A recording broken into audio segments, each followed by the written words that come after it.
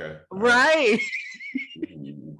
I told y'all, you had 35 minutes to do this, guys. All right, we're going to start the show because every first show, Jeffrey, you're drinking.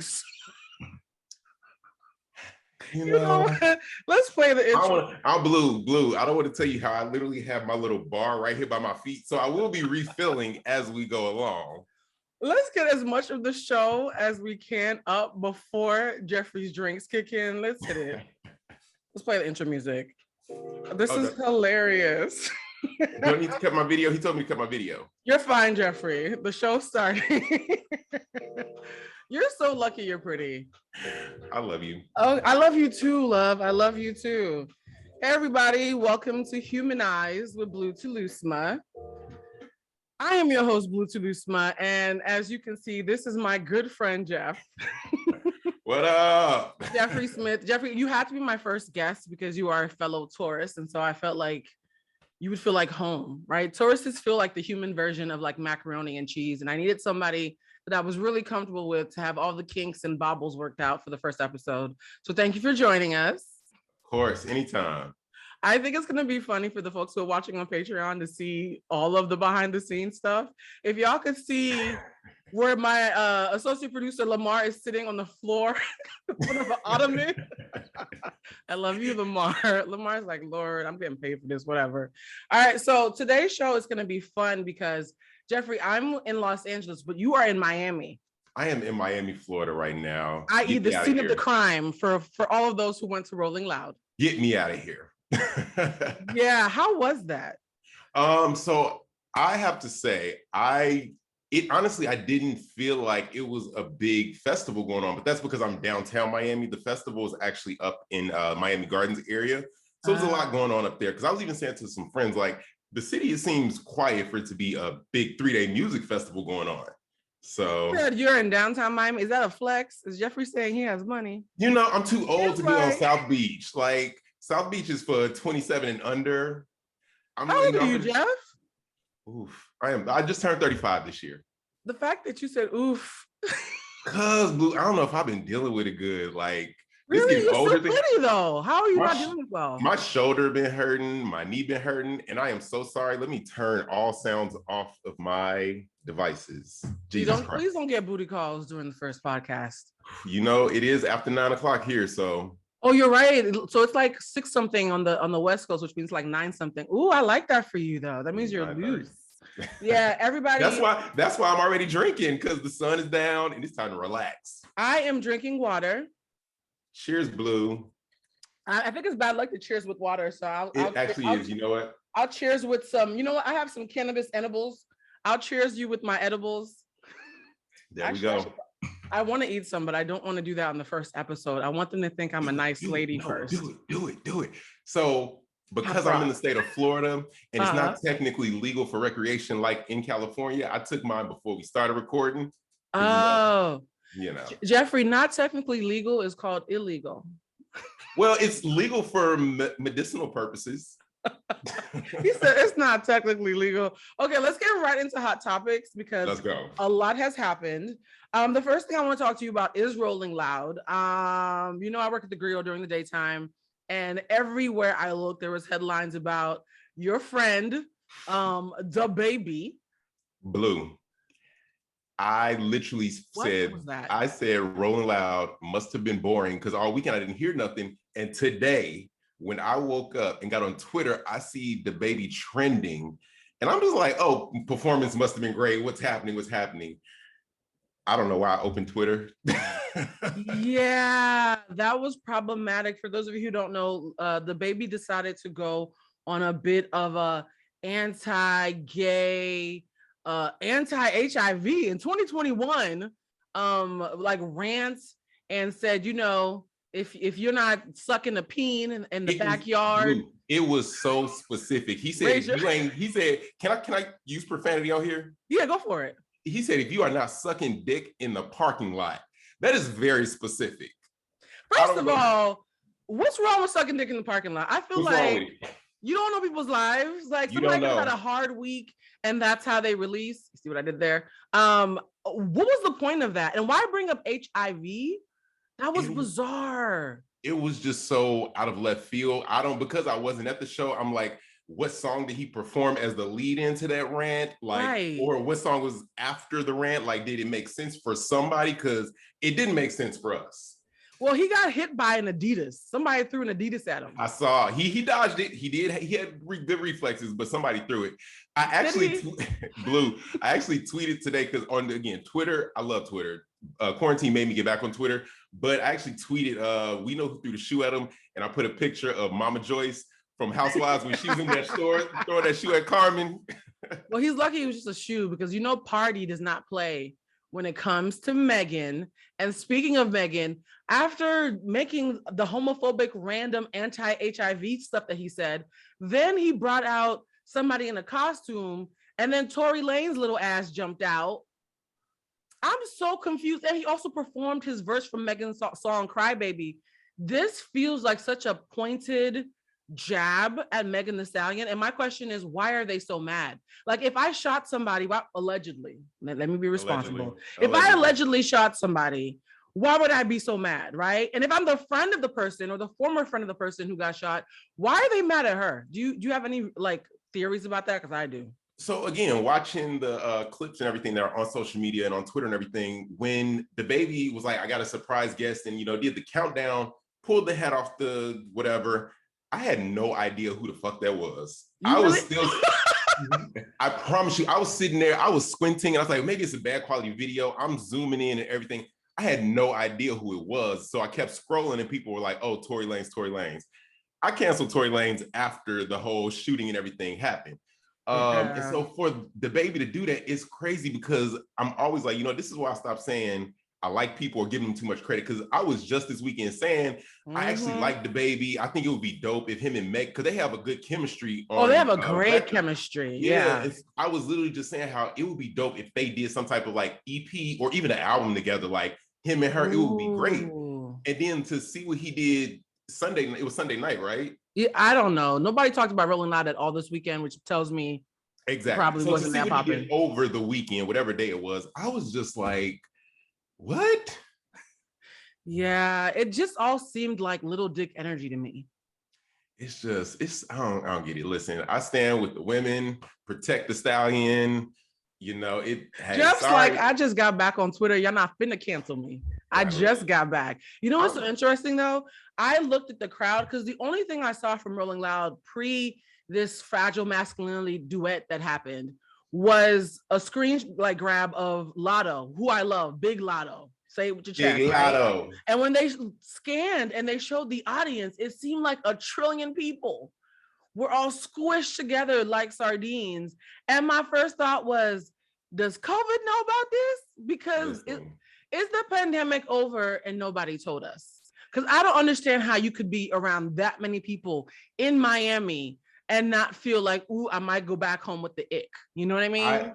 I completely understand the want and the desire to get back to normal. I miss festivals. I miss concerts. Specifically, honestly, Blue, the biggest thing I miss are the events in LA. Like we had some dope events. You went to the last one. It was the Hillman, the one that Lena had. Yes, the Hillman Grad Productions party with Lena. That was amazing. Yes, so I missed the event. So now to see people just act as if the pandemic is over. And again, I'm hoping that a lot of those people in the audience were vaccinated. Oh, child, come on now. They weren't.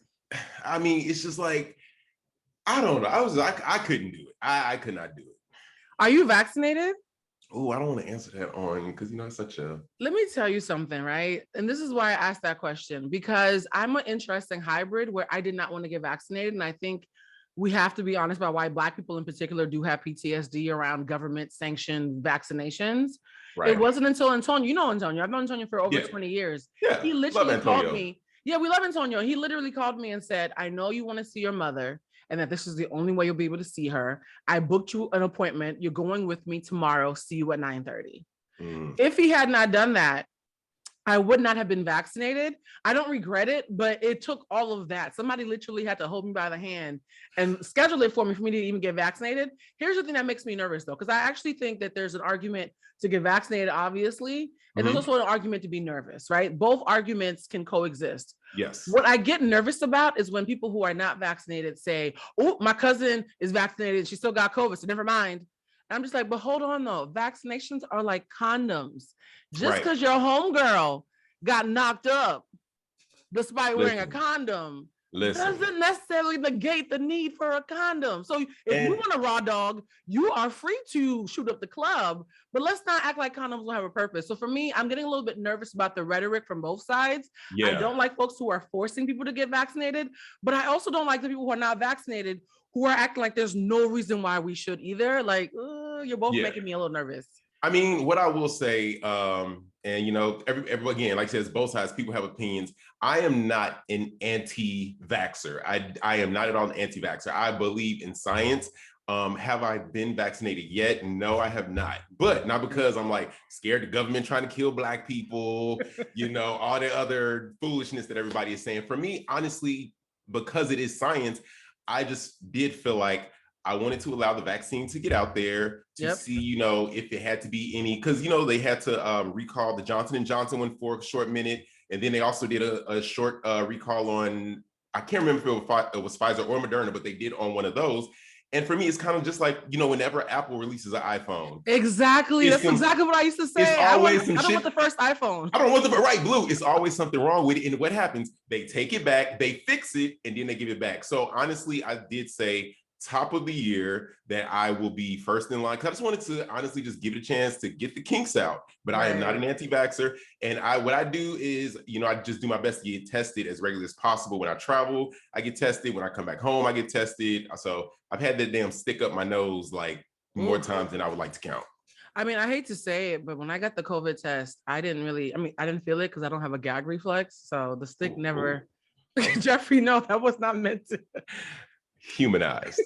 Humanized for Blue Telusma. That's the teaser, Lamar. That's the teaser. Lamar's like, I just work here. No, seriously, like I didn't feel it when it happened, but no, I had to do it because of my mom. My 75-year-old mother was living in Boston, and Boston was not allowing anybody from New York or LA without being vaccinated or a 2-week quarantine. That's the only reason I finally did it. But no, I'm actually happy I did it now just because, I don't know, I got it out the way. Yeah. I will say though, a lot of people are saying they're scared to get vaccinated because of fertility. And I've actually spoken to a lot of doctors who said the chances of the COVID vaccine infecting your fertility or affecting your fertility adversely are so low, but the probability of you getting Delta without it are very high. Yeah. And so they're like, oh, if we're going to play that game, be a little bit careful. Speaking of fertility, there's one couple that I hope doesn't have children until they've gotten some extreme therapy. And that is the couple from the slavery photo shoot. Jeff, did you see that? The slavery engagement photo shoot? I just knew it had to be a joke. I was like, somebody has once again went down into a Twitter rabbit hole and found some old shit from like back when we was cussing out Paula Deen for having that slavery party. Like the Queen of Butter. For those who don't know about the slavery photo shoot, there's a couple, a Black man and a white woman who dressed up like slavery times. One is a slave, one is Master's daughter. And for their engagement shoot, she like found him in the field, shackled, and unshackled him with her white woman love. And that was the photo shoot. And they were in the cornfields together, dressed like Kunta and Master's wife. And it was awkward. Blue, what in God's name allowed this Black man to go along with putting these chains on it? But you know, honestly, that's one of those things where it's just, I wish it wouldn't have got passed around so much because they were just looking for attention. They were looking for a viral moment. I think so many people are just trying to be on Shade Room, whatever. They were looking for a viral moment, not caring about what the blowback would be. So it was stupid. But I saw it, I laughed at it. But do you think first of all, do you think it's a real post? Do you think it's a real post? Do you think like they really are an engaged couple? Or do you think this is a clout chase? I hope to God it's a clout chase and not a real couple. Honestly, I'm gonna go with they are a real couple, but they did it as a clout chase. Oh, that's gross. Yeah, That is so gross to me. And you know what the funny thing is? When it comes to interracial relationships, I have a very nuanced view. I mean, I tend to have a nuanced I view of hate them. everything. Like, here's the thing, right? I know a lot of people think that all Black people hate interracial relationships. I have a lot of friends who are the products of interracial relationships. A couple of my exes are mixed. This is my view, right? If you are running towards love, if you just happen to fall in love with somebody who does not look like what you expect, I can rock with that. Back in the 90s, I thought for a split second I was going up with John B, right? Oh. So if you just happen to look at Just face, Because that nigga had soul. he has soul, okay? So like if you're running towards love and it happens to be a person of another race, I can actually leave room for that. Yes. But if you make sure that you never date anybody who looks like your mother or your sisters, because the thought of having a Black woman by your side makes your booty itch, that I have a problem with, because you're not running towards love, you're running away from Blackness. You hit it on the nail on the head, because my thing is, I really don't have an issue with people dating outside their race. You know, you should do what you want to. My issue is, and specifically, I'm sorry, it's when Black men say it, when they say they only date white women. Honestly, when Black women say it, I'd be like, look, y'all, the shit that y'all have to go through. That's all that's left. When we say it, because we have no choice. y'all, women can say it and I don't get as mad, but when Black men stand there and say, oh, I only date white women, and give whatever bullshit reason, I'm like, isn't your mother a Black woman? If you have sisters, aren't they Black? What about grandma? Your cousins? Cousins. Like, I don't, now again, if you, because certain parts of the world where you may have grown up, like, you know, Portland, or even I spent a couple of months in Minneapolis a few years ago, and there it's very much like you have very slim pickings of people of color, especially in those small towns. So I get it when you end up with what you see, go to school with, grow up with. But when you just specifically seek out that pale, milky skin as a preference, I'm sorry, I can't rock with it. I have nothing against our white viewers. I just nothing against them. But I know that they know that fetishizing is real from both sides, right? Because there's also some white women who only date Black men. Yes. And I do understand that. Let's be honest. And the people get so mad when I say this. It's very triggering to me when I see Black men, like if they post their white girlfriend, again, they're throwing the interracial, but when they like, oh, my queen, queen. Ooh, that is a trigger. Ooh, that's a trigger. I didn't Tyrese call his racially ambiguous, white presenting, but still technically Black wife his queen. People lost their minds. And that's another thing too, right? We have to be honest about whiteness or Blackness. Race is not just about genetics. It's also about the visuals, and it's a social thing, right? Race is a social construct. So if you are white presenting, the fact that you are 1/17th Nigerian, 3 places moved over, doesn't negate the fact that you have a proximity to whiteness that still gives you white privilege, right? So let's keep it a buck here.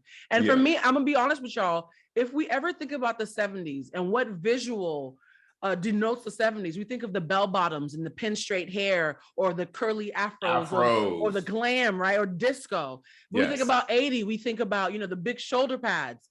Let's be honest, when we think about the 2010s, we think about a Kardashian with a Black man on her shoulder. So let's be clear.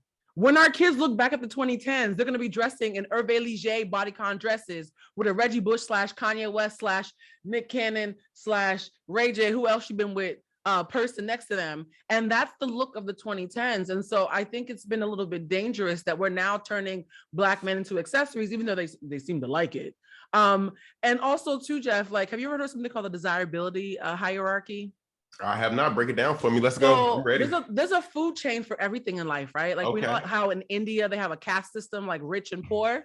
I like how you started with that analogy of a food chain, because you know I'm a chef, so bam. Exactly. And by the way, we didn't properly introduce Chef. He's a media personality and a celebrity personal chef, and the best foodie I know. Jeff's taste is impeccable. Jeff, plug your page real quick. You know, y'all can find Best Kept Secrets, INTL, Instagram, Jeffro5, all that. And for those of you who are not watching on Patreon, who are listening to us, Jeff is a very handsome man. Oh, thank you. See, Blue, listen, you want me to come back next week? Look, Jeff, I told you can be coming back monthly. I want to see your face every month. But no, like the desirability food chain is a real thing, and it's steeped in history. So like, I love how when I'm about to say something that's fact-based, people say, I don't agree. You don't get to disagree with facts, guys. I'm gonna say one more time for the folks in the back. What I'm about to present is based on research, data, and historical analysis, and you don't get to disagree or agree with facts. It's just the fact. But blue. Did you not learn between the years 2016 until 2020, people do not care about facts? Yeah, so we're just gonna hope that those people went to the bathroom during this segment. All right, so desirability food chain is this. At the top of the food chain, when it comes to gender, are Black men, because they were hypersexualized as mandingos, right? That's why when they came as slaves, they were seen as animals, and they were told that they had these huge brutish penises. That's where that whole stereotype comes from, because they were being dehumanized. The show is called Humanized, right? So I'm always going to point out when someone's being dehumanized. So Black men are at the top of the food chain, not because they're seen as amazing, but because they're seen as basically big old stallions, like animals for breeding. Also on the top of the food chain are white women. All beauty standards are based on white womanhood. White women are the pearls of white supremacy. So anybody who's attractive, whether it's the Asian community, the Black community, the Latinx community, it's always about how close are you to a white woman.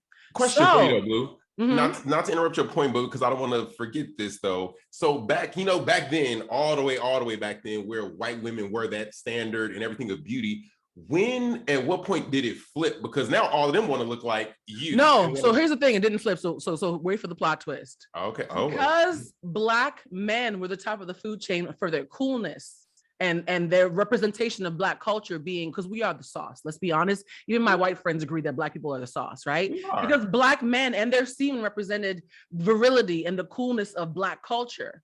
And white women represented the beauty standard of what's considered the most beautiful thing possible. When you have a white woman and her white womanhood having a baby with a Black man, you get the best of both worlds. And that's why white women want to adopt Blackness, having mixed babies with Black men, but they don't want to actually be Black women. Do you know why? Because guess who's at the very bottom of the At the fucking bottom. Wait for it. Black women and Asian men. So the same way Black men are seen as these stallions with big penises, Asian men are seen as these docile beings with small penises. The same way white women are seen as feminine and genteel and damsels, which is why they can cry after they attack you and you still go to jail. Black women are seen as masculine and brutish and aggressive and angry. And so because Asian men and Black women are at the bottom and Black men and white women at the top, when you have a Kardashian situation, you're literally tapping into hundreds of years of stereotypes and dogma and rhetoric and propaganda. That's why the Kardashian thing is working so much, because on a cellular level, we were taught this like generations ago. Oh, yeah. Yeah. But so it makes me sad. We up today. We ain't standing for that shit no more. It's 2021. Are we? Have you seen Instagram, Jeff? Have you logged on to the Instagrams? I know. It's so bad. Even if I see a Black one man, more eyelash that does like the eyelashes. Yeah, I have so many Black male friends though who think they have the cheat code. They want to date a Black girl who's as white as possible. But wait, say that one more time. I know a lot of Black men who want to date a Black woman so they can have their street cred, but she has to look as white as possible. Oh, okay. That's the new cheat code, by the way. Tell everybody your girlfriend's Black, but from a distance, you would never know it. You would never know it. Oh, okay. Yeah. We're going to unpack that in a whole other episode. Speaking of questionable things like interracial relationships steeped in questionable slavery antics, Kanye West. Speaking of slavery, the man who said that slavery is a choice is apparently staging a comeback, Jeff. And I hate to say it, but it took a lot for me to jump off the Kanye wagon. I was a fan up until he started talking about Harriet and them, and then I had to jump off, right? So now that he's back and him and Jay-Z appear to be back together, there's rumors that people are speculating Jay-Z and Beyonce went back into Kanye's life because Kim is finally gone. What do you think? Are you going to be listening to the new album? Because Donda, like we all loved his mom, so that he's tugging on the heartstrings right now. I mean, I ain't listened to the last one, but... My thing the gospel one? You didn't listen to the gospel album? I didn't. That for me, it was just like you can't listen. You can play with a lot of things. You can't play with God. And I just felt like Kanye was just doing a lot of things where it was like, I don't know. But so I'm trying to figure out, because I didn't I didn't write Kanye off the way I wrote off R. Kelly. Like I don't play R. Kelly. Oh, I mean, R. Kelly actually did, something much worse than talking crazy. Exactly, because then also you have the part that plays in it where it has been said, I don't know exactly how true it is because I haven't seen paperwork where, Kanye could be bipolar or have, some sort of, mental whatever going I think on. he's confirmed it at this point that he's battling with it and that the meds make him feel off. A lot of people who struggle with that are off their meds because of that feeling it gives you. Right. So it's just like depending on the day and what's going on, it's kind of like what is going on in Kanye's mind. I mean, I didn't care about the album release. I didn't even know it was an album release until, again, it was all over the internet and everything. But am I excited about Donda? No. Ooh. If I'm somewhere, I'm being real. If I'm somewhere and they play a song, sure. I've been to a Kanye concert. I actually went the last one that he did where he had the floating stage in the middle of the. I actually went to that. I went to that like in 2016, 2017. I think I went somewhere around there. Whenever that one came out, I went to his second show. It was in Toronto, and I randomly was up there, so I got tickets and went. It was a great show and everything, but. Yeah, ever since the whole Trump thing, the MAGA thing, the slavery thing, I have been very much like Kanye is just background. Well, how ironic that you saw Kanye in Toronto, considering Drake is the king of Toronto, and apparently him and Kanye are like becoming this whole, East Coast versus West. Like it's like this thing happening where it's like Team Kanye versus Team Drake. Yeah, I will tell you right now, Drake is my problematic king. Really? Yeah, I love Drake. I've been love Drake. Absolutely, I love Drake. The minute he jumped out that wheelchair from Degrassi and decided to get into the booth, like I've been. I was not even watching Degrassi. I mean, I know about it, know he's in the wheelchair, but musically, I've always been a Drake fan. Yeah, but I also think that I tend to date men who talk like Drake, like they have like big swag, and they get home and they cry in my bosom. I think it's sexy. I like got a little heart in their head as a part. Yeah, I like me a strong back, tender-hearted man. So I feel like Drake appeals to all my sensibilities.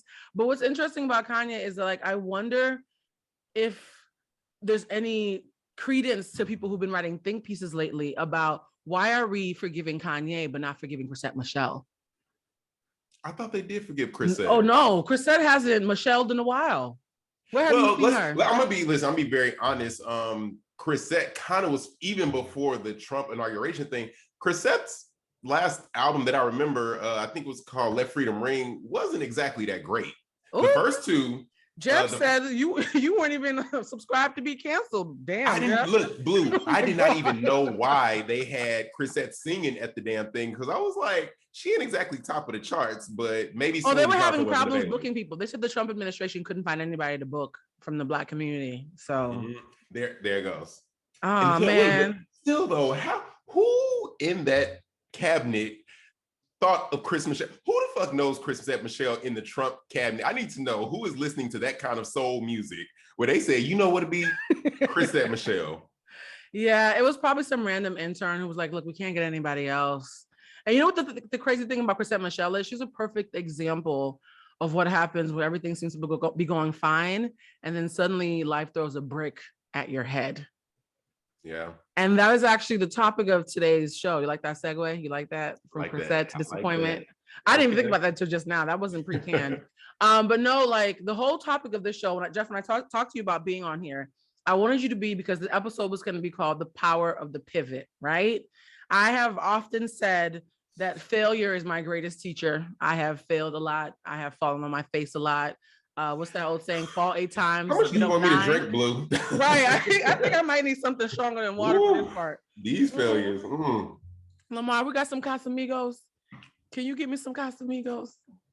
Come on. Just get a little cup and pour some in. I'll tell you when to stop. Yeah, we're gonna get Casamigos for this part.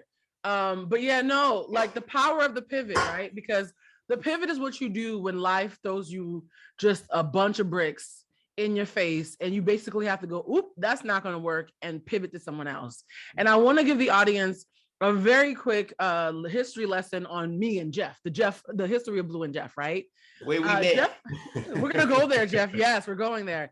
I actually moved to LA with 1 week's notice, and we're not going to name the show for legal reasons, but I came to LA to visit, and unexpectedly ended up being cast for a show that was slated to be like the Black millennial version of The View. And I was going to be the Whoopi, and I was going to have a mixed bag of co-hosts with me who were going to help me. Mixed. Yeah, and we wanted men, women. They were all Black though. Millennials basically talking about what it really means to us to be in this world when it comes to pop culture and politics and everything else. So we go through the whole process. I was the first one that they booked, right? And because I had a week to move, I literally threw a bunch of stuff in a duffel bag and caught a flight right back to LA. And I sat through every single audition and helped handpick every single person except for Jeff. So here comes the day that we're about to shoot. And it's supposed to be 4 hosts and 2 alternates. And I walk in and all I see is this big pearly white smile. I'm like, who's that? Who is this happy ass mother sucker that I don't remember choosing him. He's cute, but who is that? And within about 45 seconds, I was like, oh, we're going to be friends. Like, I kind of love him. And then we both found out that we were Tauruses. So we knew that we were going to be cuddly. Oh, Lamar showing up with a big old glass and some Casamigos. Thank you, Lamar. All right. Because listen, we don't know how long this is going to go. Stop right there. Yes. I still have to host the show. Lamar, stop. Is it okay if I refill my beverage while you grab yours? Go ahead, Jeff. Okay. Apparently, I see what kind of show this is. It's that kind of show. For y'all who know me from like my real jobs that like, pay me and stuff. Imagine those jobs. Why does Lamar keep the bottle? Lamar, you want some Casamigos too, don't you? See? Lamar, you're smirking. We got Casamigos. Lamar, you want some Casamigos too, don't you? He's looking at the Casamigos like he's scared it's going to start talking to him. I feel like my day jobs are like the party. And this job is like the ride home after the party. It's not even the after party. It's the ride home. Proper cheers. Salud. Now. Proper cheers. Salud. There we go. Salud. For those of you who can't see us, me and Jeff, we're cheersing through the screen. By the way, this is a great concept for the Patreon. For those of you who haven't heard me already mention it, patreon.com/bluecentric. And the reason why we're doing things on Patreon is because there's some grown talk I want to have for the after show that I want to save the Patreon for. But Jeff, let's take a sip. Oh, what are we toasting to? Jeff, stop sipping. What are we toasting to? You're so thirsty. You know what? To pivoting. Because that's the topic we're on, and we both done it, and we're going to pick back up where you left off. But to pivoting, because Blue, I've been to your house, and I have Blue. Listen, not We've to wept in each other's arms, Jeff. We're real friends. Labor Day 2020 when you read them 2019. No, it was 2020. Oh, it was 2020. Yeah, it was 2020 when you read them tarot cards, and Oh, yeah. Blue. I'm a tarot reader, guys. If you're new to me or the show, I'm a tarot reader, and the tarot cards yanked off of Jeff's wig and greased his scalp and then unbraided the braids underneath. And at that point, Jeff was so devastated. At that point, I will not say, Blue tonight, you didn't even know the intricacies of everything. And the fact, listen, cheers. My tarot cards are very accurate. Salud, love. I love you. Ooh. Mm. Ooh. Okay. Ooh. Wait, were you drinking Casamigos straight? Yes, there's nothing else in the Casamigos. Oh shit! See, I had Belvedere, but I mixed it with a little bit of ginger beer. I made a little Moscow Mule. Oh, I have a friend who calls Casamigos Offset's house. Get it? Casamigos Offset's house. Yeah, that's so clever. Oh, I'm already drunk, guys. That was a bad idea. Oh wow, this is a different show already. Oh man, okay, we're gonna have to get on the topic. So yes, I walk in, I see Jeff. I'm like, who is this beautiful man that I did not sanction? End up being one of my favorite humans. We literally were in pre-production for 6 weeks. The last show, Jeff, I don't know if you remember this. The last show that you and I taped as a cast all together involved Derek Jackson. I was just gonna say, Blue, do you remember that Derek Jackson was one of our last guests on our show that never saw the light of day. Blue. Let me tell you, so when that story broke, I know we trying to stay current with hot topics, but that was a moment. I was literally like, y'all, I was telling my friends, I had interviewed this nigga, and I remembered when he came on set, how all the girls, both the ladies in front of the camera, as well as the folks that were on the production staff, was just fawning over this man. Everybody but me and our EP, Amy. Like, we were the only ones who were not fawning over him. We were like, what? Something's a little douchey about him. And the funny thing is, Amy said to him, she was like, Derek, your sweater is a little bit, looks like it's been hanging on a hanger. You should tell your wife to properly hang your clothes. So the irony of her saying, tell your wife to properly hang her clothes, his wife didn't have time. She was crying in the rain like a Jodeci video because he's out here cheating. Yes, the biggest thing I remember about that interview from when he was sitting on the couch with his wife and when he was sitting with us, both times he had on purple. Yep. I said, that's that nigga's color when he lying. Purple, because he came on our show and lied to me, you, I believe it was Amber and Grant. Yeah. He sat there and lied to us, and then he sat on Instagram clutching his wife's hand, lying to America. Yeah, Jeff, I'm happy that you had it, because when that story came out, I was like, we interviewed Derek Jackson. And I hated the fact that we interviewed a lot. There were so many big names, big celebrities. We were actually going to interview Lauren London, and this was 3 weeks before Nipsey died. We had so many interviews on the horizon for that show, and I literally packed my whole life from the East Coast to the West Coast just for that show. Jeff was about to quit his job. And you were going back and forth from here back to the DMV area every week. Yeah, so we've changed our whole lives just to have our big break on this show. I remember the cast, we would hang out every weekend because as the head chair, they said, Blue, you're like the den mom. Make sure the cast hangs out together on the weekend so you guys can have chemistry. So when you're on set together, it can click, right? It was real. Yeah. It was real. We said, there's pictures of me, you, and Amber, our first time hanging out, drunk and happy together. Ooh, we're gonna be on a TV show together. And then something happened. We're gonna skip over to the ugly part. The chair. Okay, for legal reasons, we can't say much. But something happened with the chair, and the show was no more for production reasons, right?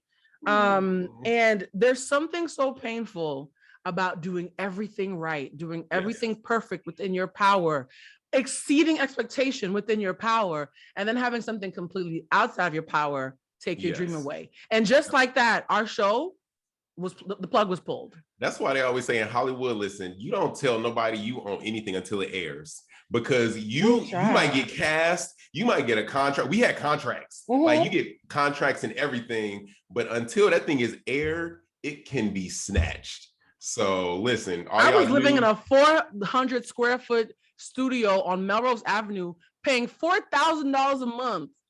Child, did y'all hear that?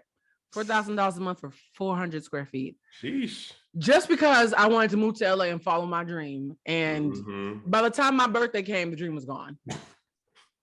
Our first day of production was March 1st. My birthday was April 24th. By the time my birthday came, just 7 weeks later, the show was a wrap. Blue, I literally took off the entire month because they gave us the schedule of how much time they would need to film. I had just started a new job at that time. So I'm in the probationary period. I went to my doctor because I believed in this show so much and everything that they, fed us. And I got her to write me a note to give to this brand new ass job as to why I've only been here at this point, maybe 2.5. I don't know. I'm fresh out of training. However, I need 30 days off. Oh my God, that is bold. Because I was like, listen, as soon as this show goes, I'm quitting. I don't care. Yeah. But, so this is the question, Jeff. We had a huge opportunity. There are people, mind you, you auditioned. I didn't even audition. I had one of those moments that myths are made of. I was at lunch eating a salad and someone sat down next to me and I was having a conversation with them, not knowing they were a casting agent. And by the time I finished the salad, I'd been cast on the show. So I was discovered. I didn't even apply for this, right? So for me to have, and for you to have this moment where our dreams are about to become true, everybody dreams of being discovered. And we're on this beautiful set. You guys, it was a full set. You think the View set was good? That set was beautiful. We were giving the View a run for their money as far as beauty of set, right? We had areas on that set. Show that you ever seen, our set could have met it toe to toe.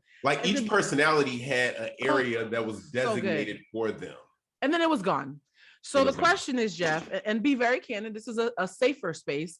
I don't believe in saying anything digital is a safe space because we don't know who's going to be watching this, but it's as safe as can be humanly expected. Oof. And so in this safer space, Jeff, how did you deal? Be clear, be honest, be human. How did you deal with that disappointment? So I'm not even going to lie. That was probably one of the biggest career as far as the entertainment business goes, heartbreaks that I had, because at that point I had been in LA for, I think I was on year 9. Oh my God. I've been in LA. I moved there in 2009 and had been there, and I've done things. I've been on TV, I got a whole IMDb page. Y'all can go check it out. But, I've been on TV. I did some movies, independent stuff and all of that, auditioned for stuff. It didn't work out. This one specifically because I used to produce my own web show on YouTube. It was on what was the one everybody used? Ustream. Yes. Oh, wow. You're taking it back. Yes. No, I'm telling y'all how old I am. So I was on Ustream. I was doing a web show before the whole movement came and now everybody's doing reviews and all of that stuff. So I was doing that. And so I always wanted to be on a talk show, type situation. So fast forward, I don't know if I didn't even know about it. A friend of mine, he works in PR. He was like, hey, Jeffrey, the can't say the name of it, but the blank is, looking for you. I think you would be great for it. Here's the contact. I gave her your information, and you're gonna go see her this day. So I was just kind of like, okay, I'm gonna go. Got in there, was talking. Me and the EP at the time, the thing I think that sold her, Game of Thrones. We started talking. The whole cast loved Game of Thrones. That was like a very random thing. Didn't even know. Love that show. So Game of Thrones connected us. So then I'm like, again, Blue, I told you, I had just started a new job. Yeah. I believed in this opportunity and this show. And then again, we just fell in love with each other. And even to this day, we all still keep in touch one way or another. And so I was like, this is going to work. This is going to be perfect. This is what I have been in LA. When you, especially in entertainment, you never get a yes immediately. It takes time. But I was like, this is what's going to happen. Yeah. So for us to go in, for us to film, for us to bond, for us to connect, and then to one day just get a call like, oh, we're actually not going to shoot today. It was like, okay. Then, hey guys, production is suspended for the week.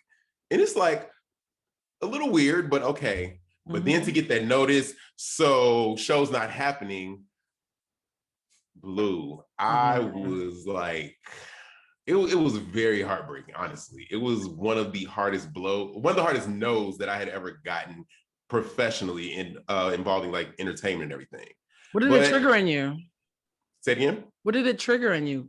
Because this is Humanized, right? So honestly, the core of it. Yeah. It was just complete sadness. It was complete sadness. That was the biggest, like, Jeffrey, this is what you want to do, and it's actually happening for you, and now it's gone. Yeah. You know what's so crazy thinking about that time? Like, a friend of mine, I think it might have been Antonio, came into town shortly after we got the bad news, and I think you and me and him and a couple other people were all together, and he was like, Blue, you tend to be stoic. I do. Like, I could be going through earth-shattering pain, and I will just be like a robot and act like nothing's happening so I get home and I can cry in the shower. And he was like, I didn't realize. That's because you're a Taurus. I do the same thing. This is some Taurus shit. He's like, I didn't realize how bad or how devastating this blow was until I looked into Jeffrey's eyes. He was like, every time you mention the show and what it could have been, there's a sadness in his eyes that's haunting. Like, Blue, you met my friends when you came to my 33rd birthday. Great party, by the way. Best birthday party I've ever been to in my life.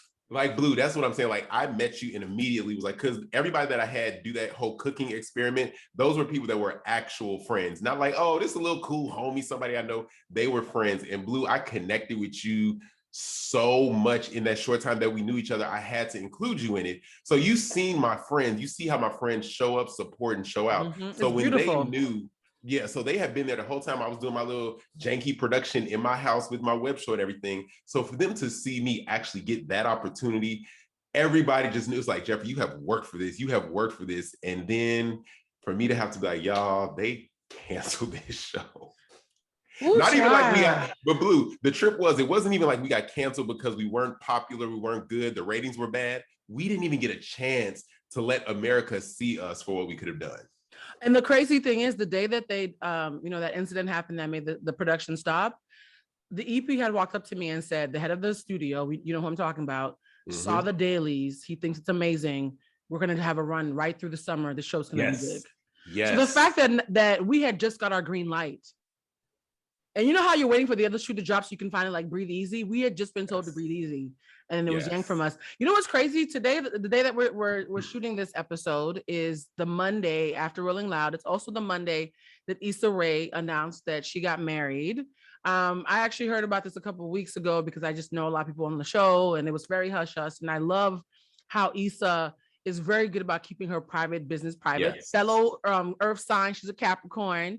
But one of the things that was nuts was while we were waiting for the show to come off hiatus, which by the way never happened, me, Obi, and Fania went to the little premiere party, and we ended up standing right next to Issa Rae. So me and Obi are sitting next to Issa, and he, I think Obi at the time, him and Yvonne Orji knew each other because they had the whole Nigerian connection. So he's talking to Yvonne, and Issa's next to me, and I'm a little twisted because I'm like, I can't believe I moved out to LA and emptied my bank account, and I'm on a show that's not going to be shown. What the hell? Right. And I look at Issa tipsy, and to her credit, me and Obi she was like, so how's it going living in LA, guys? And out of nowhere, we told her everything. We're like, we were on the show. It was amazing. He said, I don't know what's going to happen. Blue. It was traumatic. It was trauma because I'm there at Issa's premiere party crying to her. And I'm like, oh man, I'm the awkward Black girl. This is horrible. And Issa blinked 3 times, to her credit. She was like, okay, fuck him, build your own shit. Yes. I said, excuse me? She said, look at me. I built my own shit. Fuck him, build your own shit. Yes. And that was the word, according to Issa Rae. And so it's just interesting that like now we're in this space where we've had to her credit, build our own shit, right? Like Jeff, your catering, your culinary gifts, the food that Jeff cooked at a dinner party that I had for 11/11. Every 11/11 I throw a party. Because I'm a bit of a witch, and so I like to have all my friends come together, and I like to manifest with my friends on 11/11. I had Jeff come into town from Miami, and he cooked for us. And at one point, our friend Norman Towns, who will be on the show at some point, stood up and started slow clapping for Jeffrey. First, he moaned and said, "Bruh, no homo, but this is amazing." Then he stood up and literally started slow clapping. Jeffrey, you can literally taste the love in your food. And so it's in a weird way, I know you had that disappointment, but I feel like it kind of pushed you more towards the foodie thing, because I don't think you probably would have had the opportunity to lean into that had the show worked out. I wouldn't have, because the thing is, honestly, I've always, loved food. I say I've always loved food because I've always been greedy. As a kid, listen, it's leftovers, not no more, because I'm here. Yep. But I've always cooked, but never thought like holidays, especially being in LA, you have your friends givings and this and that. So I've always, brought stuff, but I never thought of it as anything to do professionally. Cause once I left grad school, I was like, I'm never stepping back into a classroom. Not even for culinary purposes. School is not for me. It's just not. I got my bachelor's, but then nothing else. So I never thought of it as a profession. And then, of course, after that situation happened with the show, it's like you just have to keep going. And I started creating my own things. I started producing my food and fitness events, Muscle Mimosas. And originally, with that, I initially had other caterers and other people catering. Well, this one event, my caterer fell through. And I was like, I got 30 something people coming. Somebody has to provide. They paid to have food. And so I was just like, okay, well, I'm about to make brunch. So I was. Wait, was that the rooftop one that I came to? Because you cooked for that one. It was. I cooked for that. So by that one was December. So that's August, September, October. That was like number 4. The weather's always warm. I don't know. Exactly. That was, I think, number 4. So by that time, I had catered probably 2 or so of them. But the first time I did it, I catered. I didn't tell anybody I cater. I just wrapped the food up, made it look nice and all the stuff, and served it.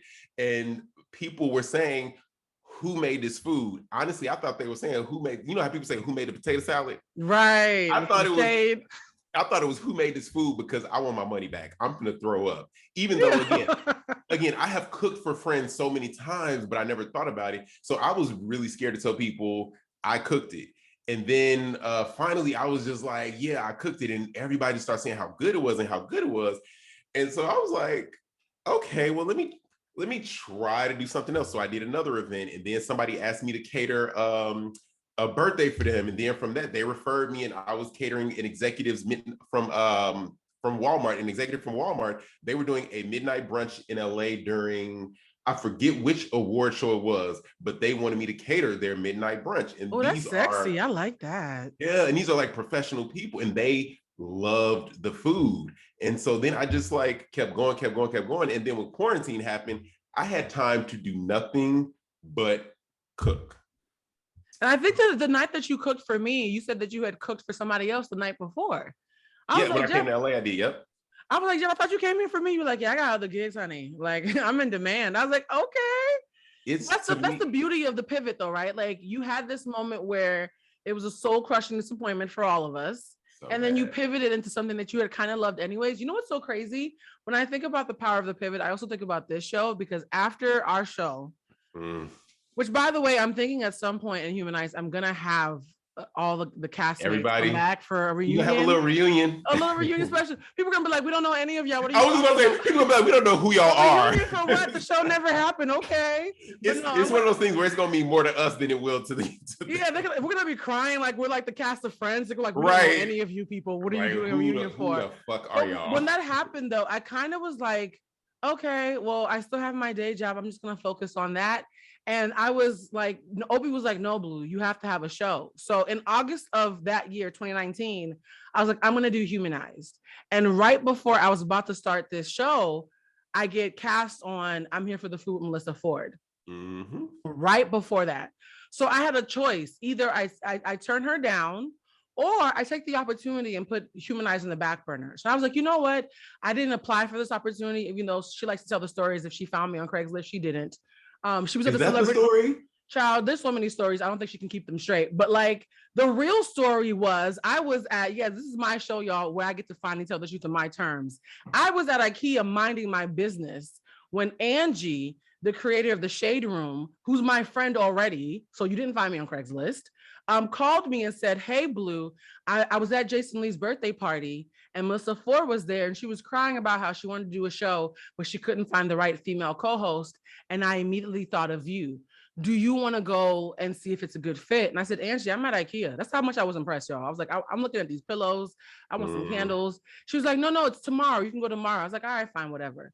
I walk in, I sit down. I think we're chit-chatting. Within 3 minutes, Melissa's like, the show is yours. You're amazing. I want you to do the show with me. I was like, oh, okay. I thought we were going to have an audition. She's like, that was the audition. You're amazing. If Angie recommended you, I think you're perfect for the show. I did Melissa's show for about 8 months. I left Melissa's show and wasn't given the opportunity to properly say goodbye to the guests. I mean, to the fans and the people who've been watching the show. So that broke my heart. And again, I had to pivot. And I was like, you know what? I had my own show, Humanized, that I put on hold to help somebody else with their dream. I'm going to pivot back to my shit. So I start Humanized. Humanized is going great. And literally the last guest that I had before COVID hit was Jason Lee. Mm-hmm. He was my last guest on the last day. We taped on March 7th. The World Health Organization announced the pandemic on March 11th. And I was like, oh my God, okay. I was like, well, I was doing this amazing YouTube show. I had this videographer, I had these graphics. Now we're in a pandemic. Let's just wait 2 weeks. You know, it was no damn weeks. It was not no damn 2 but weeks. Here's the beauty though of pivoting and being supple when life disappoints you. When Melissa quit Hollywood Unlocked, Jason Lee remembered that episode. He remembered how much fun he had on Humanized. He came in for a 45-minute chat and spent 4 hours on my couch. I remember you telling me about that. Yes. It was such a good, and I fell in love with his heart. And I think, and I want to give Jason his flowers. I think people see Jason being a provocateur, which is his job, and they don't realize there's a real man behind the scenes who has a heart. And if I hadn't seen Jason's heart that day, I would have never agreed to do Hollywood Unlocked, right? So when he called me, he was like, so you quit Melissa's show? I was like, yeah, I had to leave. And he was like, well, she just quit my show. You want her job? I was like, oh, okay. And suddenly I go to, and I was like, but Jason, I'm telling you, I'm only joining the show because I like you as a person. Because I know in LA, everybody does stuff for a look or a come up. I said, Jason, I need you to know, I'm not saying yes for a come up. I'm saying yes because of you. I actually enjoyed the 4 hours that I spent talking to you. And so that's my motivation for this. Also, here's everything that went wrong with Melissa. I'm going to tell you up front so that you don't treat me the same way. And to his credit, Jason is probably the most sound businessman that I have ever worked in the entirety of my career. There's not one promise that he's made to me that he hasn't kept. There's not one contract that hasn't been honored. There's not one paycheck that didn't come through when it was supposed to. It didn't come through. Which is why it's dangerous to judge people on the optics, because there were so many nice people who are beloved, who made me lots of promises that never happened. And here's Jason Lee being the first person in LA to ever keep his word to me. Yeah. And that's the power of the pivot. Yeah. I've listened to all the stories since, again, I met Melissa when you first started doing I'm Here for the Food and everything. And I met her at her birthday party. To me, it was just very strange. But you remember that dinner. We're going to keep it clean until in the first episode, but yes. Okay. All right. Well, you remember that dinner. It was yes. It was very strange. Hollywood is full of strange things, yes. But the things that were going on with you guys behind the scenes, it was just kind of like, Blue, are you supposed to be smarter than the host, or is the host supposed to be? It was just a lot going on. But then, I wish everybody well. I to this day don't have anything factually inaccurate to say about her or anybody else. I wish her but well. At the same time though, it's part of your story. There were definitely some good moments that were, involved in there. It was some really good moments that you guys shared and had. Right. And it just led you to where you are now with me. It also taught me a valuable lesson about what happens when people lie, because people know the power of your character, right? Like when you pivoted, you were cooking, but Jeff, there's a lot of people who can cook. People knew your heart. They're like, we like Jeff. We know he's a hard worker and his food tastes like sex. So because we love him and he could also be a great cook and a great chef and a great just host in general, we're rooting for him. We want to pour into him. You know what I mean? And so one thing I've learned about this industry is when you keep your hands clean and you are about your business and you're actually talented and can back things up, people will root for you when you do pivot. Right? Yeah. Somebody can slander your name and subtweet you all over the gram for months on end, and you can still be on a highly popping show because they're still showing up for you because people like you. You know what I mean? Yeah. So it taught me, you know how Michelle Obama said, when they go low, go. When they go low, we go high. We go high. And Jason likes to say, like Funky Geneva, when they go low, we go to hell. I like to say when they sometimes that's real though, Blue. Sometimes you gotta get down say that. I personally say when they go low, I don't care. I'm not even in the room to see it. Yeah, I don't even care. Again, that's that Taurus energy. Like it is. One thing I've learned about myself is I have a hard time being fake. I don't know how to be fake, and especially with people, because I'm a people person. One thing, I love people. I love meeting people. I love just hearing people's stories and experiences. So at this point in my life, I just don't pretend to be around people I don't want to be around. Yeah. And also too, I'm compulsively honest. And there are so many people who are only doing well because I haven't been honest. And so considering the truth could destroy you, you should be happy that I don't want to talk about stuff. Oh, absolutely. Listen, my hands are clean. I have nothing to lose. It goes back to, again, I think for me, I always try to show the best side of Jeffrey to people to make sure that regardless of, you and whoever it is, fall out or whatever, you know who I am. Yeah. And so for me, I don't have to trash talk you, tear you down, say negative things about you. Send subliminal messages for 3 months straight because you have no hobbies. Messages, sometimes directly just calling you out, but I'm not going to go into that story. I'm just like, you know what? I base my experience off of my, encounters with you, and hopefully you do the same with me. And that's the thing I love about you, Jeffrey, is because you're one of the few friends who is close enough to me, who's seen how many jabs I've taken and how deeply unbothered I've been about wanting to say my side. I don't care. Yeah. Let the work speak for itself. And I wanted this episode. Your heart. People know who you are. And here's the thing too, right? I'm gonna have a cheat meal one day. There's gonna be a day when someone's gonna catch me on the wrong day. Because I think the fact that I'm a Black Buddhist and I'd be spitting all this, Nam-myoho Renge Kyo stuff. As my Scorpio friend, we know how Scorpios are. Shout out to y'all, my whole family Scorpio. Y'all some amazing, spiteful people. Amazing, but spiteful. My Scorpio friend once told me, Blue, people get over on you because they know you will always outnoble them. You're so noble. They know that they can do something dirty and you're not going to get dirty with them. And I said, yeah, but one day I'm going to have a cheat meal. I've had it happen because, okay, you can help me out. Which one, is it the sun or the moon that rules your emotions? I mean, all of them rule different parts. Let's have a quick astrology lesson, by the way. Humanized is a magic space. Your rising sign is how you show up in the room. Your moon sign is how you think to yourself late at night and you have your internal dialogue. I'm finna give you mine because one of mine was let's do a quick reading. I love doing all things astrology. I Blue. You are the only person actually that I have ever let read my cards. You're the only person that I ever all of that stuff. So you have to break it down to me. My ascendant, whatever that means, is in Gemini. Mine too. See. Look at that. Wait, we're both Tauruses with Gemini rising. But isn't that's how you present yourself to the world, right? Yeah. So basically, that's why I like you. I like me. There you go. This is so then my sun is in Taurus, which is what I am. Mm-hmm. So that determines what the identity and the role. So imagine Taurus is the house. Your sun sign is the house. Okay. And your different other signs are different rooms in the house. Okay. So your rising sign is how you entertain. It's like the living room. Oh, okay. Mm-hmm. The one that disturbed me the most though was my moon. My moon is in Aries. Oh, okay. So honey, let's talk about it. Let's get quiet for a second.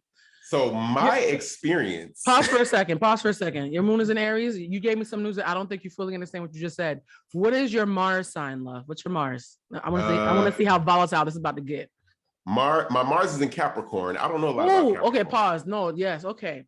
So if your moon is in Aries and your Mars is in Capricorn, that means when you get mad, you get cold, you start to plot, and then you start slashing tires. For me, but see, Capricorn is how you get angry, but Aries is how you pop off. You are like the Beyonce video with the baseball bat. That blue. Ooh, I have had it where I am like, I ain't got to say shit. I ain't got to say nothing. And I've also had it where I have exploded. Mm-hmm. And so that's I'm like, ooh. And when you explode though, and you get it out and it's cathartic, you're like, all right, we can go back to normal now. They're like, no, Jeff, you just blew up his car. I mean, but he deserved it. And rightfully so. Oh man, Jeffrey, oh man, you're so sweet when you're not mad. Well, but that's the thing, though, Blue.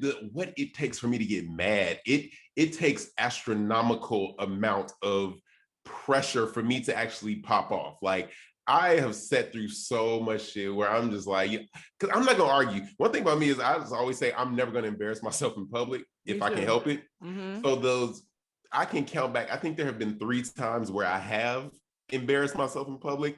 I didn't like it. Yeah. And it literally took me to get to that point where it happened.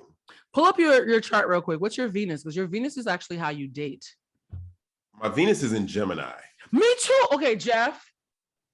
What the hell? Okay, so Jeffrey, this whole time I thought I loved you, I just loved me. I'm so sorry. Like, Jeff, we have okay.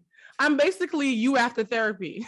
Are me and you singing Usher and R. Kelly, same girl? We're like the 2 Spider-Men pointing at each other. All right, so I can tell you this. If your Venus sign, which is your love sign, is in Gemini, that means no matter how nice someone is, if they are not stimulating and fun and adventurous, you will leave them romantically. People whose love sign, fix your face, Jeffrey. There's a couple people who are going to be watching this who are going to be nodding in agreement.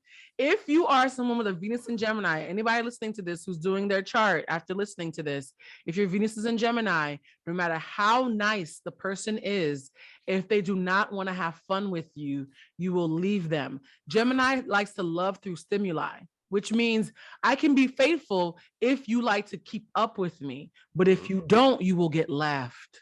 So for those of you who hate Geminis, you just couldn't keep up, and it's okay, right? So, but if the Gemini's Venus is in another sign. No, your Venus. Say that again. Your Venus is in Gemini. No, my Venus. But I'm saying, like, let's say someone who is a Gemini, like their sign is a Gemini, but their Venus is, something else. How will that affect how they date? It means that just in general, people might get left, and that's also hurtful. We ain't even gotta be fucking. Just in general. That midnight train is gone to Georgia. Right. If this conversation gets boring, I'm gonna just tweet off to somebody else and be like, hey, flitter off. Like Gemini energy. And the funny thing is, right, Virgos are supposed to be the know-it-alls. Gemini is actually the most intellectual sign in the zodiac. That's why they're so hated, because it's 2 smart little kids running around the room creating mischief. And see, sadly, not everyone, because I don't believe in blanket statements, but Geminis that I have met have just honestly opportunistic, not the most trustworthy. The funny thing is, the sign that's actually the best at being opportunistic is Capricorn. They just hide it better because they're old energy. Ooh. So here's the thing about signs, guys. There are people who are obvious and people who are good at it, right? Okay. So perfect example. Yes. Virgos are obvious know-it-alls. Geminis actually peep stuff earlier, but they're just too busy flitting around to show it off. My sister. Exactly. Also, Capricorns are the most opportunistic sign, but because they're an older energy sign, because the signs have ages. Really? Did you hear that? Somebody just honked. Oh, no, I can't hear it. We good. I can't hear it. Okay. But because Gemini has young energy, they're obvious. Capricorn is opportunistic, but they're better at hiding it. So whenever I have a Capricorn friend, I already know they're going to be worried about work, their branding, their power, their clout, how they look in public. Don't you embarrass me. Remind me, what month is Capricorn? The very end of the year and the very beginning of the year. So we always end and begin with Capricorn, right? And every sign rules an age. Gemini is 7 to 14. Think about what you were like from 7 to 14. Not 7 to 14. They are 14 to 21. You wanted to fuck. You wanted to figure out who you were. You wanted to have adventure.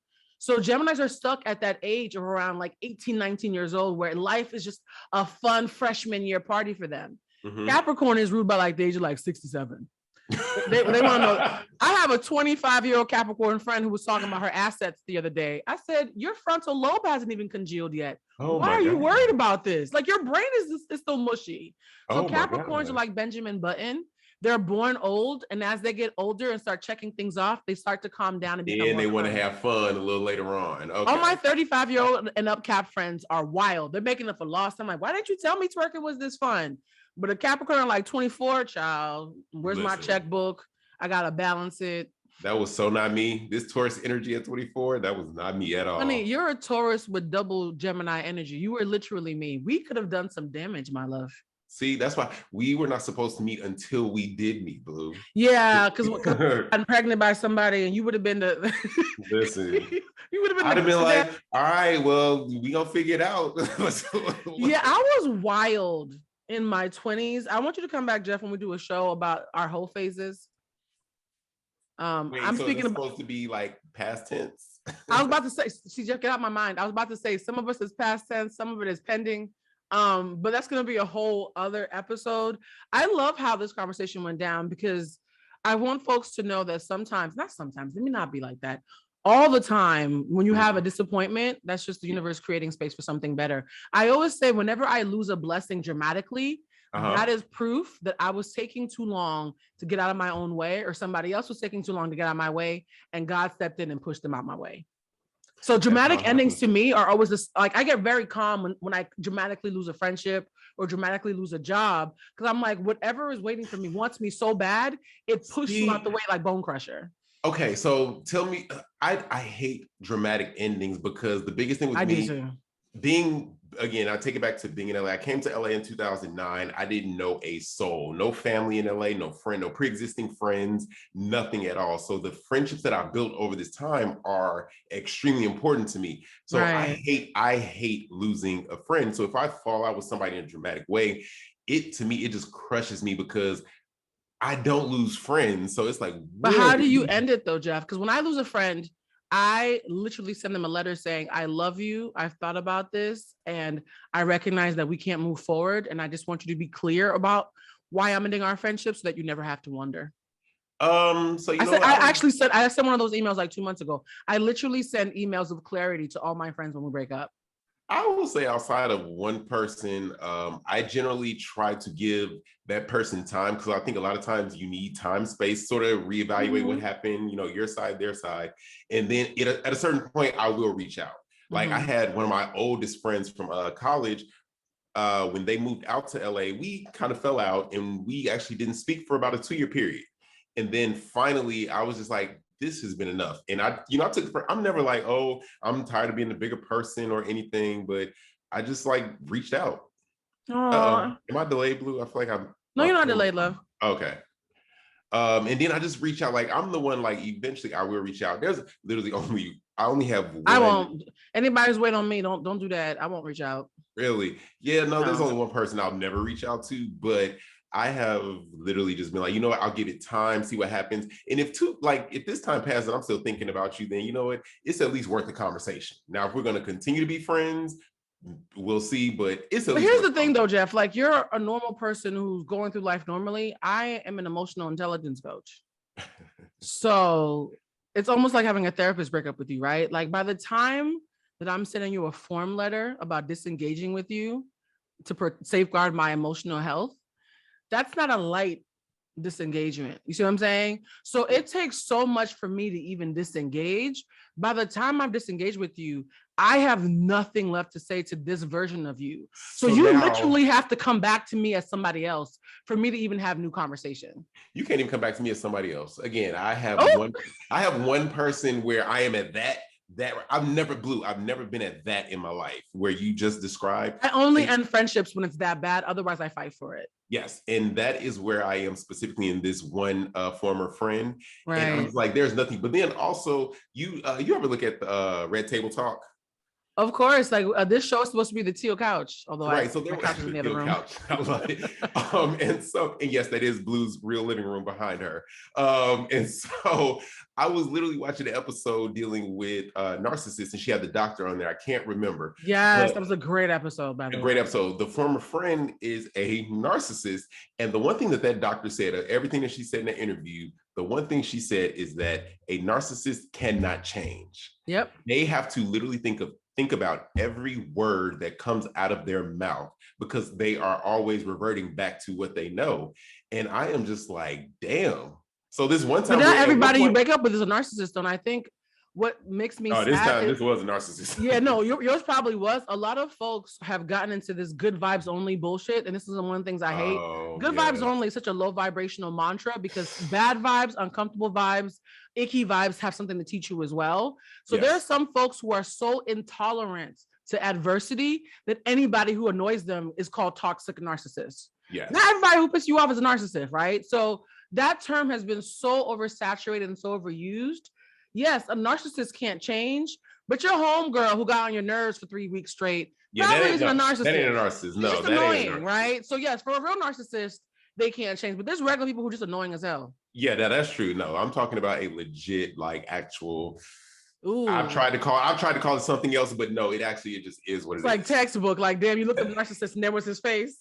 Baby, no, not even this. Like, there was his embryo. Like he was going. It was just destined for you to be that. But you came back in this life as a narcissist to teach us all a lesson. Wow. Okay. Here's my thing, right? And this is gonna sound and I used to worry about myself. When I've done everything I could and sincerely fought for love in any form, whether it's romantic or platonic or familial, like when I've given everything I've had and it hasn't worked and it goes away, I have zero regret. Like, I know that people who say, oh, I miss them or I regret how it went down.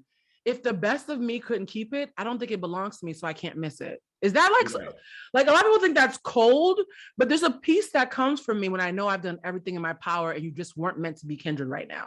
Yeah, I don't regret at all because a lot of times, especially with that, it had to happen the way it did for me to move on. Be it a friendship, be it a relationship, be it whatever it was, things had to happen the way that they did for me to keep going to go where I am today. Like, otherwise I would still be looking back at those friends or at those relationships.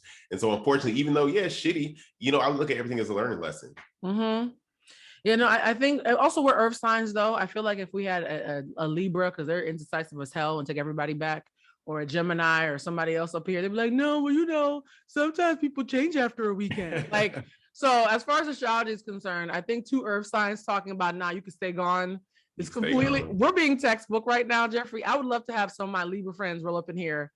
And they'd one of my closest friends is a Libra. Yeah, and they're a little indecisive. I mean, they finally get mad, but it takes forever. The only sign that I think that's not an earth sign that scares me with their lack of forgiveness is the good old Scorpios. Lamar, I heard you coughing. Lamar's a Scorpio, and so is my mama. And I say it again, Lamar.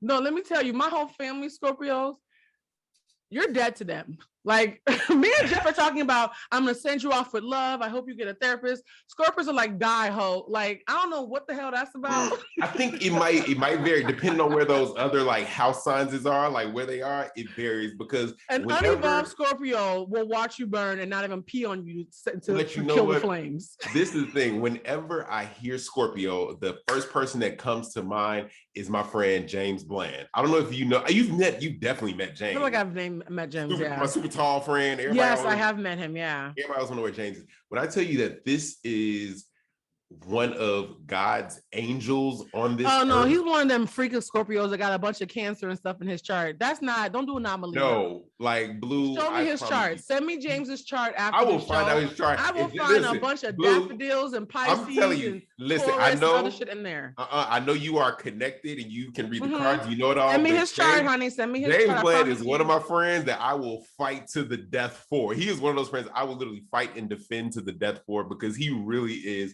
that good of a human being. That's beautiful. That's not Scorpio energy, but it's beautiful. Let me tell you. No, let me tell you. I love Scorpios because my entire family, y'all. Like I have a little PTSD. When they love you, there's nobody on the face of the fucking planet who will have your back more. My mother I literally don't tell her when I stop being friends with someone because I don't want her to go to their house and shoot them. Like Scorpios are deeply loyal. I once lost my cell phone and she was like, it's okay, shoo shoo. It's okay, Shelly. It's okay. We'll get you another phone. Her boyfriend walked in on her doing death threats. He was like, what you doing? I'm calling the asshole who stole my baby's phone. Like she was literally calling my old cell phone number and doing death threats every day. Is your mom at the beginning, middle, or end of the Scorpio zodiac? She has the same birthday as Hillary Rodham Clinton.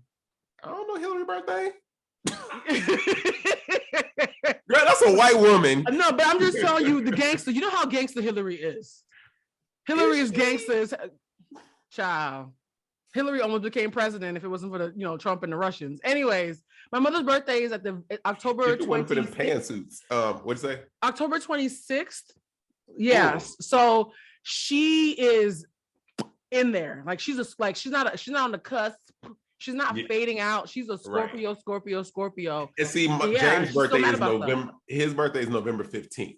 He on his way out. He about to be a Sag, setting things on fire and going to parties. He's not thinking about that. That's different. No. Let me tell you something. Okay, I'm telling you, if you're mid-November Scorpio, please do not get into the business of late October Scorpios. That's a different kind of energy.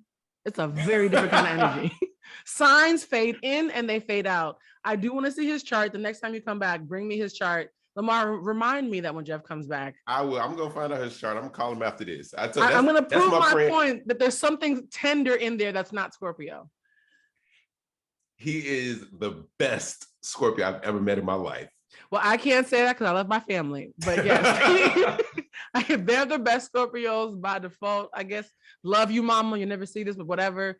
But no, every sign can be evolved and unevolved. So for anybody who's getting booty hurt, because I know some of the signs are very sensitive, Cancer, I need you to know that Blue, I have so many Cancer friends. Don't do no Cancer slander because they'll blow up my phone and start crying and get mad and stuff. They're not emotional. Don't do that. This is the thing. Cancers are so sensitive, but they're amazing people. They are amazing. So why are they mad that we're noticing that they're sensitive? They're still amazing. I have this 1 week where literally every single day is a friend of mine's birthday. So I'm literally back to back posting happy birthday. And then my brother is also my younger brother. He's a Cancer. I love Cancers, but when they get emotional about being called emotional, the irony is just too much for me. Like you're literally doing more the thing. More so the Cancer guys that get, but the girls, they'll be called emotional. They don't fight back as much, but the guys, you call them emotional. Cancer, there's nothing wrong with emotions. We love you anyways, okay? They call Tauruses stubborn sexaholics who like to eat, and it's true, and so what? You have not said one lie. Yeah, me and Jeff, Jeff, we like food and fucking and hugs and pillows and naps, and we're okay with that. Who don't need a nap like every day at 2 p.m.? Like this is supposed to be a drag? Right. Y'all stubborn. Yeah, I said what the fuck I'm in. Like, this is a drag. Like, I have learned to be my sign and not fight it. How are you with change, Blue? Like sudden change? Well, here's the thing. The Taurus in me will weep, but the Gemini in me will like, who else there? So it's like weird being a Taurus with the Gemini rising and my Venus in Gemini because I have two reactions separately. There's a part of me that is freaking out and having an anxiety attack, but there's also a part of me that's excited about what comes next. See, I'm leaning towards the excitement more instead of leaning towards the fear. I don't freak out or have anxiety. I just don't like it. I hate sudden change. You got to That's the Taurus in you, yeah. If you told me we're going to, I don't know, the park and we're going this route, when we walk out the door, do not all of a sudden say, actually, we're going to go this way. No. Jeff, so rigid. You're such a Taurus. Okay, But if you ease me into it, like if you call me a day ahead, like, you know what? I'm thinking we might try a day ahead. What if life just throws you a curveball, Jeff? Pivot. Not when you have plans. Pivot, Jeff. The show is called The Power of the Pivot. I will tell you one thing that I told Antonio a long time ago. Anxiety and excitement are actually the same raw material channeled differently. So whenever I'm saying I'm anxious, I just say I'm excited. And then my brain actually starts to feel excited. And the first time I told Antonio this, he called me, he was like, my God, Blue, I'm so excited. I'm so excited. Like he looked crazy. But then we started laughing. He's like, actually, I am excited. See, so it's a life hack, guys. Whenever you feel anxious, just say you're excited because you're actually telling the truth. I'm going to try that because whenever I say I'm anxious, I just take an edible and that helps. You know what inspired me to come up with that? Jesse Spano from Saved by the I'm Bell. so excited. That is classic. I'm so scared. That is so funny. Yes. She was excited. She actually was, right? Because those about a test pills, though. That was about a test, about the SATs. And it's supposed to be a drug episode, but she was doped up on caffeine pills. I ain't never had no Pepsi that made me do all that. Caffeine pills, Blue. Caffeine. Okay. I'm trying to very inconspicuously refill my beverage. I'm just gonna blatantly take a sip of Offset's House. Look, see you sipping, but I gotta make a whole nother one because I drank. Oh my God, this is so strong, Lamar. The next time I ask for a drink, put something else in it. The next time she asks for a drink, do the same thing. For those of you who are watching, he said it's Casamigos, you don't miss it. See, Scorpios be trying to kill you in the cut. Don't you see, Blue, you over there with the flex. You got somebody making drinks for you. I'm over here digging down, making it myself. Got a little shovel for ice and shit. That's okay. I'm gonna get there. Now, Jeff, this is the part of the show where we have to pivot to the after show. So for those of you who are listening on Apple and the other platforms, I'm gonna just read this off and send you off. And while everybody else who's listening on Patreon, watching on Patreon, is gonna see me and Jeff have some really fun dirty talk and also play some of our favorite music. One of the things that I want to have on the show is during the after show, the guests and I talk about what's on our playlist and why we love the music we're listening to. Also, because I'm not sure how copyright works, Lamar, look that up. Well, Apple let me play music because I'm not sure of copyright. That's also why we're not. You know what you just did, Blue? You know what you just did, and you're gonna laugh because you just had a whole Wendy moment. When she be saying she didn't switch over to the Norman. So I'm gonna play the music on Patreon where I know I can't get sued. All right. So let me read this. This is housekeeping. Thank you for listening to Humanized. The show is sponsored by Blue Centric Shop, where you can get your spiritual baths, intention candles, or even book a tarot reading or one-on-one consulting session with me, Blue. That's Blue Centric Shop, BLUECENTRIC shop.com. If you like what you heard, please give us a 5-star review and subscribe to the show wherever you listen to podcasts. And for those of you who want to see the video from each episode, as I mentioned, early releases and bonus video content are available on Patreon. That's patreon.com/BlueCentric. And speaking of Patreon, this is the part where we say goodbye to our regular podcast listeners, and the paying audience gets to listen to me and Jeff get drunk and talk about music. Until next time. Oh, hold on. I'm cueing my own music because this is the first episode and I haven't sent the file to Lamar yet. Lamar, put this on your list that you play the music when the show's ending. Y'all, do you remember back in Blue? Do you remember back in Martin when he was making that audition tape for Word on the Street and Cole was like singing the music, the background music? Yes. Look, this show is the ride home after the after party. Okay, so you're gonna see all the kinks. I don't care. Y'all know what I do for a living. Whatever. Thank you for watching the show, guys. Humanized. Say bye, Jeff. Whoop whoop. Bye.